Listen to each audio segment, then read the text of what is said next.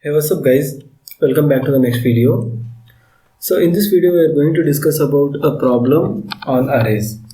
So basically it's pretty much a simple problem guys, and if you are learning arrays problems, then you should watch this video completely because it's like an intermediate question. Okay. So as you could have seen in the thumbnail itself, the problem is to check for a given element, let us say key element, and return the index value of that one. That is basically first occurrence if it is repeating. So if it is present, then return the index value. Otherwise, if it is not present in the given array, then you should return -1. So the same thing I have written in the form of sentences guys. Here you can see, write a Java program to check a key element is present in array or not. So after that, if the key element is present, then print the index value of the key element, and if it is not present, then you have to print -1. So this is the complete question guys, and there are some test cases which you should pass. So like example 1 says that input array1 equal to 1 5 7 6 10 3, and key or the element which we need to find is 10. So if it is present, then return the index value of that element, otherwise return -1. So here you can observe the index value will be starting from 0. So 0, 1, 2, 3 and 4. At 4th index position the key element 10 is present. So I need to return 4, so that's why the output is 4. So this is the first test case where the element is formed. So what if the element is not formed guys? So here you can see example 2, and here the array is 10, 20, 30, 40, 50 and 60. So we need to find out the element 90. So in this array there is no element such as 90, so we have to return -1. So this is pretty much about the question, like what it does and what is the what is the input output combination. Okay, so how we'll be proceeding for this one guys? So basically take the first key element and take the each and every element of this one and try to compare.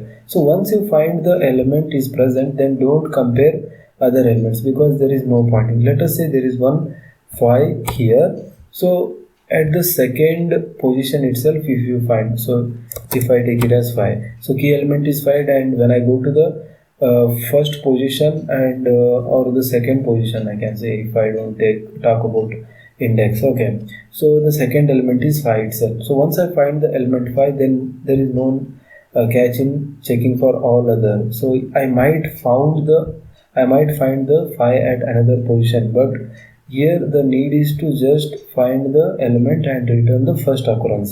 So first occurrence means I have to return this position itself. So that's why you have to terminate whenever you find the key. So it will basically increase the efficiency of the program.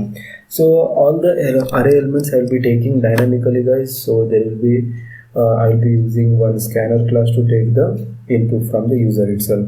So I'll be taking the array, and first I will take the number of elements inside the array, then I will take the array elements, and after that I will take key value, that is what we want to find out in this array, and after that I will print the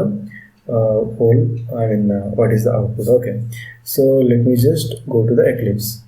Alright, so now we are in the Eclipse, and I'll just start writing the code guys. So as I need scanner class, I'll just create one scanner class here, scanner object, scanner sc equal to new scanner, and here I will be writing system.in. So this is to take the input from the user.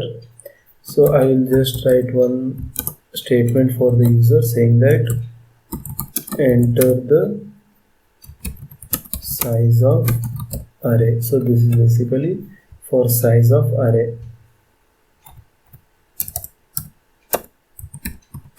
Okay, so once we have got the size of array, so that I will be storing inside one element int n equal to sc dot next int method I will use to store the elements.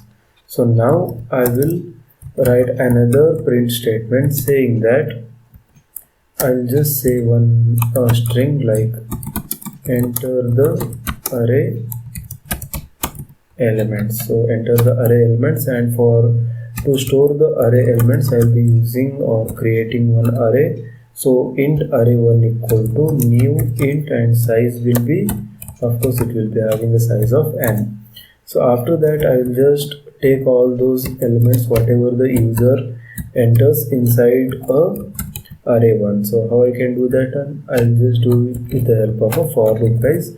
So like this I will be writing array 1 of I is equal to sc dot next int I will use. So this will make sure that whatever the user enters, so all those elements will be stored inside array 1. Okay, so once you are done with this thing, guys, and now I will write another statement saying that like enter key element which you want to find, that is called as key element.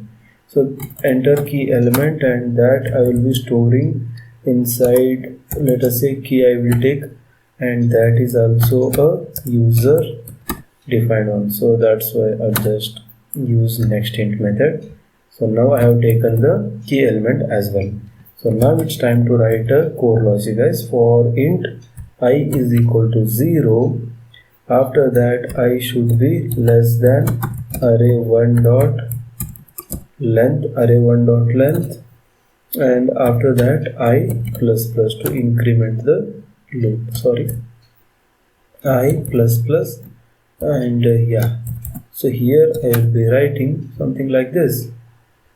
Okay, so int is missing here, guys. Int, okay, so int I is equal to 0. Oops, I'll just write it once again. So delete this thing.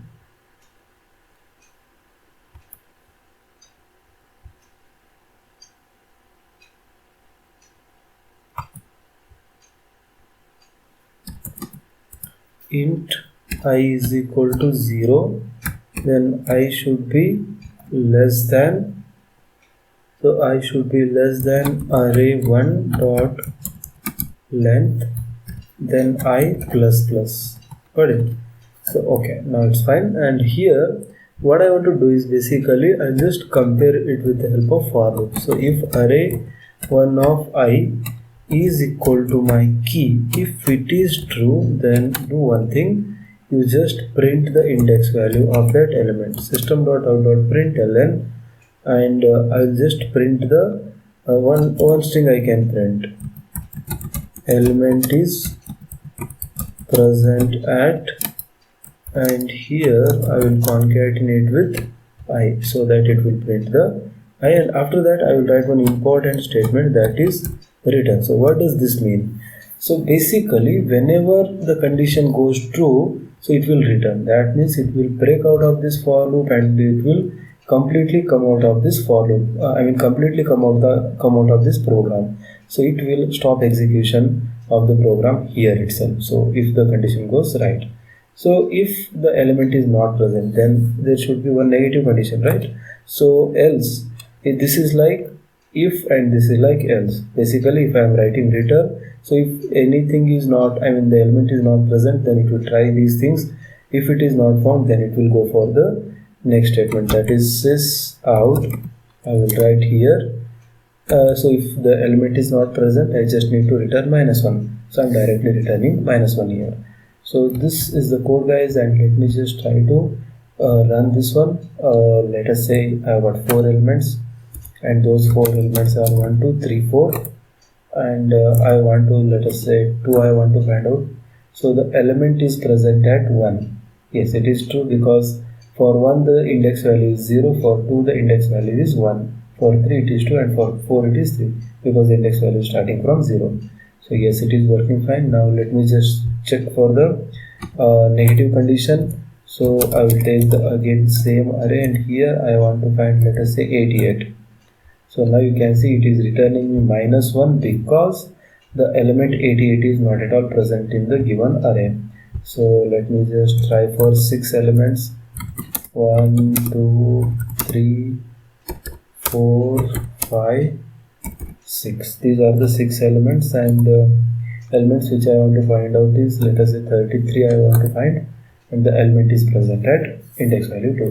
So this is how you can write a simple code to find out at what position the element is present. And this is not actually the only way, guys. You can do it with the help of a flag variable. After that you can do it with the help of an or let us say counter variable. You just write one condition. If counter is greater than 1, then you just break out, and whatever the I value is just there, you just need to print that I value. So there are n number of ways in which you can write, but I'm just writing the one which is optimized one. Okay, so this is how you can write a simple code, guys. And yeah, so that's it, guys. That's it for today, and I'll be discussing more problems in upcoming days. So you can support us by like, share, and subscribing the channel. So have a good day. Bye bye.